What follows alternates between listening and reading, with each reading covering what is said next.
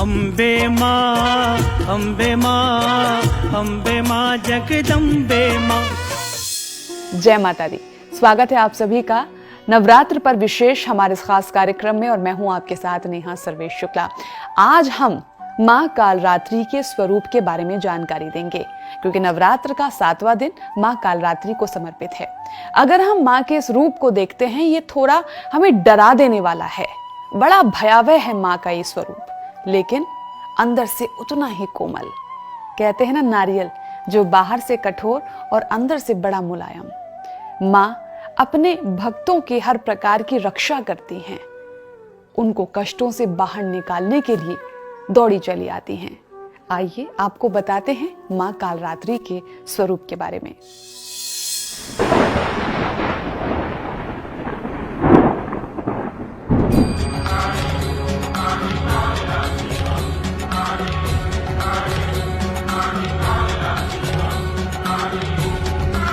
नवरात्रि में भक्त माँ दुर्गा की उपासना करते हैं।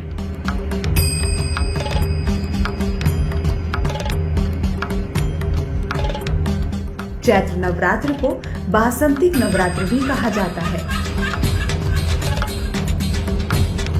चैत्र नवरात्र के 7वें दिन भक्त माँ दुर्गा के कालरात्रि स्वरूप की पूजा करते हैं।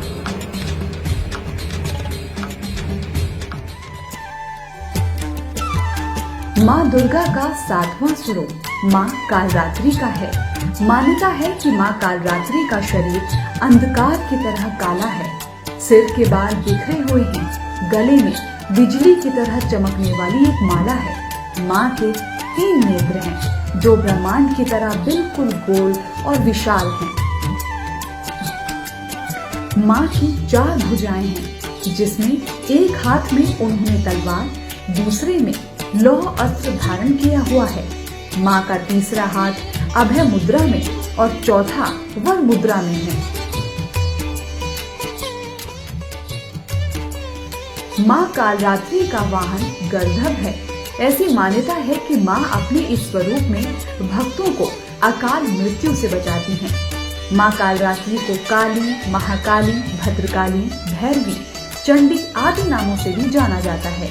ऐसी मान्यता है कि माँ कालरात्रि की पूजा अर्चना करने से नकारात्मक शक्तियों का नाश होता है और अक्षय पुण्य की प्राप्ति होती है। साथ ही जीवन में आने वाली सभी बाधाएं भी दूर हो जाती हैं। माँ कालरात्रि का ये स्वरूप देखने में भले ही भयानक हो, लेकिन ये सदैव शुभ फल देने वाली ही देवी हैं।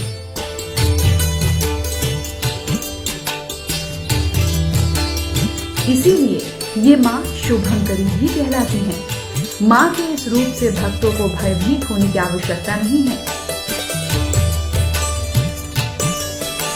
माँ कालरात्रि की पूजा से जीवन में आने वाले सभी संकट दूर हो जाते हैं। किसी भी तरह का डर और मानसिक तनाव भी दूर हो जाता है। साथ ही नकारात्मक ऊर्जा भी नष्ट हो जाती है। पौराणिक कथाओं के अनुसार चंड मुंड और रक्त बीज नाम के राक्षसों का संहार करने के लिए ही माँ दुर्गा ने माँ कालरात्रि का स्वरूप धारण किया था। चलिए अब आपको आचार्य धर्मेंद्र वत्स जी जानकारी देंगे कि माँ कालरात्रि की उपासना आपको कैसे करनी है, किस मुहूर्त में आपको माँ को मनाना है, वो सामग्री क्या हो, पूरी विधि क्या हो और इसके साथ ही साथ वो महामंत्र जो आपको दिलाएगा माँ का आशीर्वाद। सप्तमं कालरात्रि, नवरात्रि के 7वें दिन माँ भगवती कालरात्रि कालिका की पूजा होती है। ये माँ तंत्र की देवी मानी जाती है। पूजा का मुहूर्त सुबह 6 बजे से ही प्रारंभ हो जाएगा। 6 बजे के बाद आप पूजन कर सकते हैं। आज के दिन बड़े भाव और श्रद्धा से शुद्ध चित्त होकर के माँ की पूजा करें। आज की पूजा में एक विशेष ध्यान रखें कि शुद्धिकरण बहुत आवश्यक है। शुद्धिकरण तो प्रतिदिन रखना चाहिए, किंतु माँ कालरात्रि के दिन बहुत शुद्धिकरण रखें। मन और शरीर दोनों को शुद्ध रखें। पूजा में बड़े भाव से श्रद्धा पूर्वक आसन पर बैठकर माँ कालरात्रि का ध्यान करें। कालरात्रि का ध्यान करते हुए इस मंत्र का उच्चारण करें। ओम जयंती मंगला काली भद्रकाली कपालिनी दुर्गा क्षमा शिवा धात्री स्वाहा स्वधा नमोस्तुते। इस मंत्र से माँ भगवती का ध्यान करें। उसके बाद माँ भगवती को जल और पंचामृत से स्नान कराएं।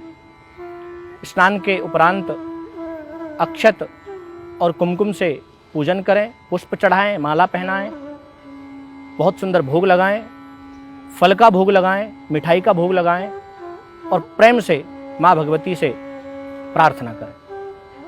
आज जो लोग यज्ञ करना चाहते हैं, हवन करना चाहते हैं माता को प्रसन्न करने के लिए, वो लोग नियमित रूप से ओम ऐं ह्रीं क्लीं चामुंडाय विच्चे इस मंत्र के साथ साथ आज घर की सुख शांति हेतु काली मिर्च से माँ भगवती कालरात्रि को यज्ञ में काली मिर्च अर्पित करें।